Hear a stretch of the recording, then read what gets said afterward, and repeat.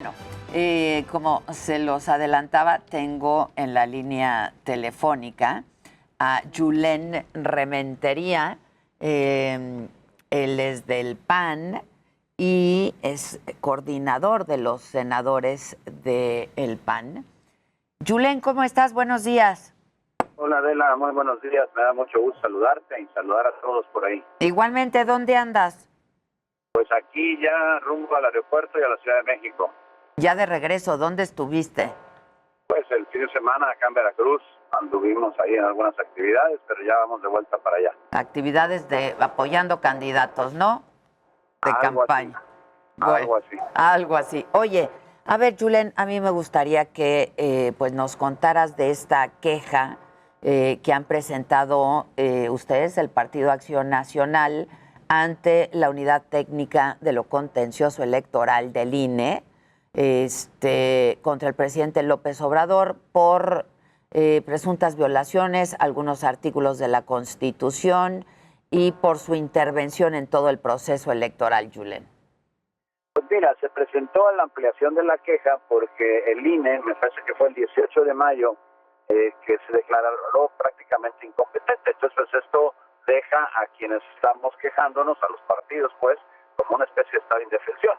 Entonces la queja es para que se pueda, de alguna forma arreglar la violación que se hace al 41 y al 134 de la Constitución, en donde abiertamente el presidente, sin ningún recato, dice, sí, estoy interviniendo, estoy pendiente de la elección, no lo puedo dejar pasar, como si él fuera el responsable de hacer cumplir la ley electoral.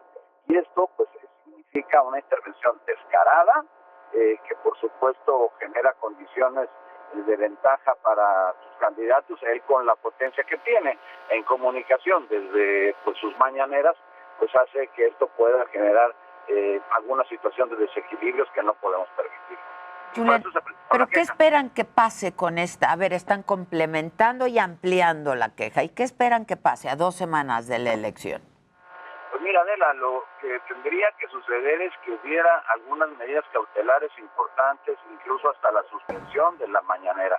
Lamentablemente en este país parece que se está volviendo costumbre el que la ley no tenga valor y que su cumplimiento pues sea dependiendo de si te da la gana o no, y eso es terrible. Entonces nosotros lo que podemos hacer en este momento desde la oposición es señalar lo que está pasando, solicitar a la autoridad competente que intervenga y al final de cuentas pues esperar que así suceda. No podemos hacer más, no podemos ir y apagarle los micrófonos o cortarle la luz o Palacio Nacional. Es lo que la ley nos permite y es lo que estamos haciendo, todo hasta el margen, hasta el extremo de lo que la ley permite, ¿no? No pueden hacer más, pero al menos que quede la denuncia. Sí, claro, porque me parece que es evidente que el que se haga la denuncia genera por lo menos en quien lo escucha, en quien si no están dispuestos a hacerle caso, como pareciera que no están en el gobierno federal y particularmente el presidente, pues por lo menos que quede la idea en el electorado, en el ciudadano, de que se está atendiendo al hacer todo lo que se puede hacer, pues este tipo de irregularidades, y que en todo caso pudiera pues generar una condición de descalificar aquello que hoy quien violenta la ley, que por cierto fue un gran opositor, fue un gran digamos que denunciante de aquello que se hacía mal desde el gobierno y tratando de intervenir en las elecciones.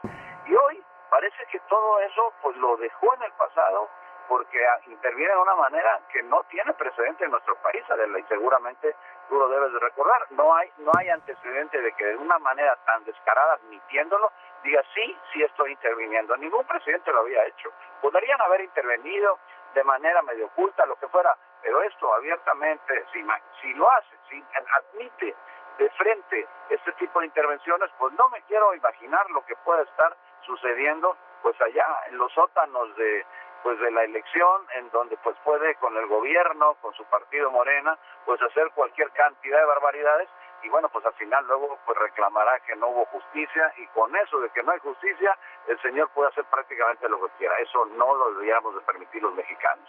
Oye, Julen, por cierto, ¿cómo has visto todo este proceso electoral?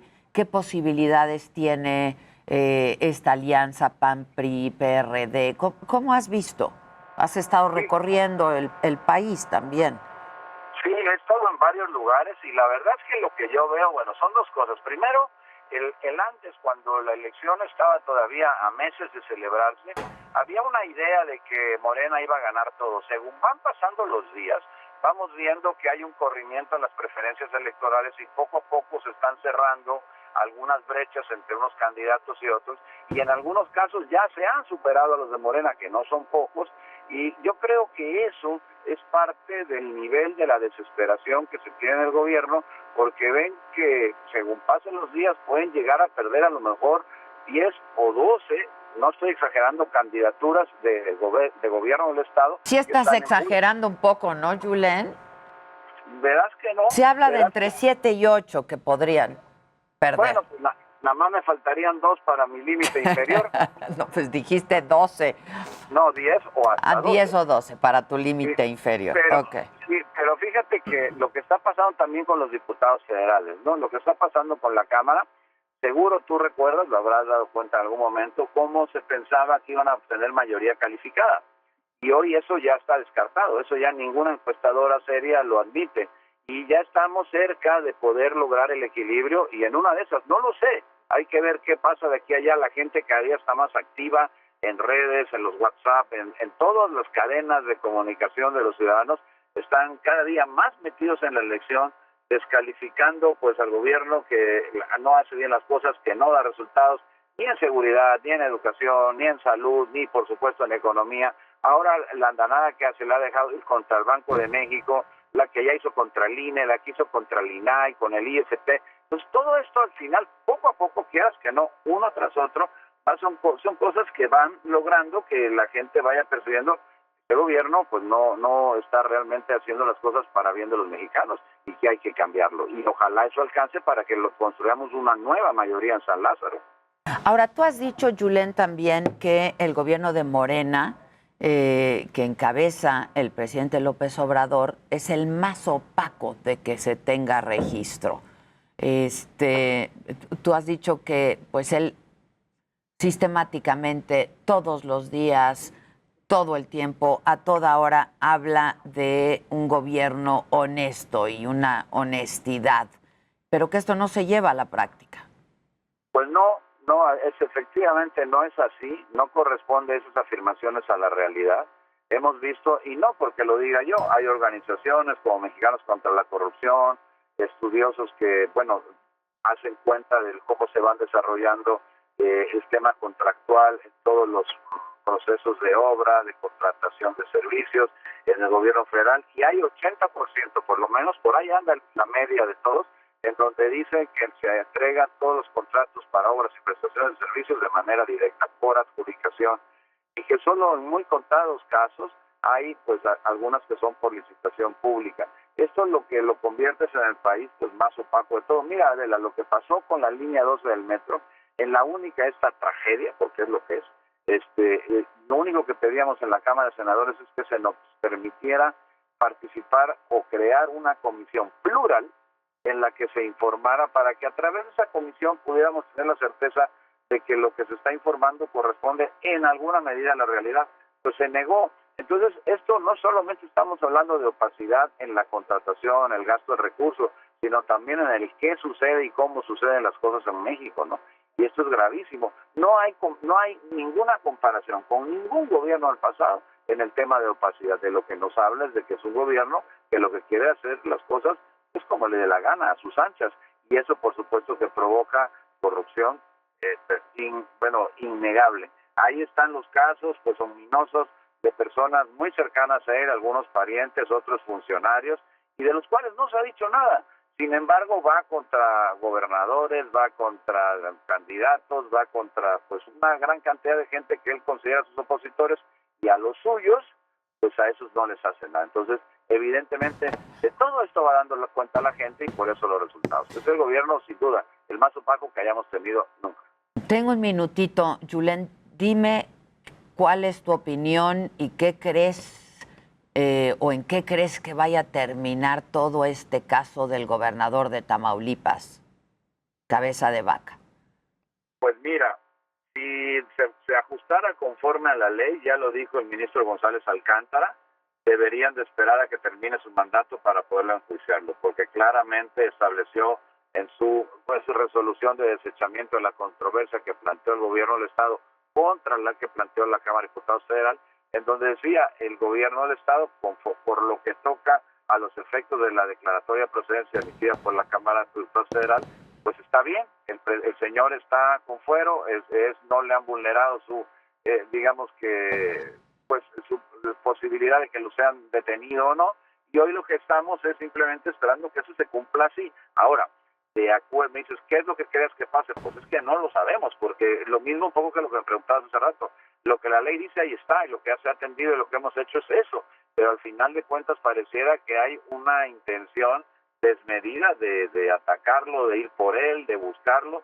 Pues yo creo que eso al final termina por no ayudarle ni al propio presidente, porque lo va de alguna manera descubriendo tal como es este autoritarismo que no ceja en su empeño de lastimar a sus opositores. Han convertido al gobernador Cabeza de Vaca en un perseguido político, así se percibe, así se siente, porque lo quieren detener ahora por delincuencia organizada y lavado de dinero. Ni siquiera son las cosas por las que la sección instructora de la Cámara de Diputados, con todos sus asegúres de cómo lo hizo, sí, declaró la procedencia. Entonces, ¿ante qué estamos? Ante la posibilidad de hacer lo que el que manda en el país quiera, más allá de lo que diga la Constitución y las leyes.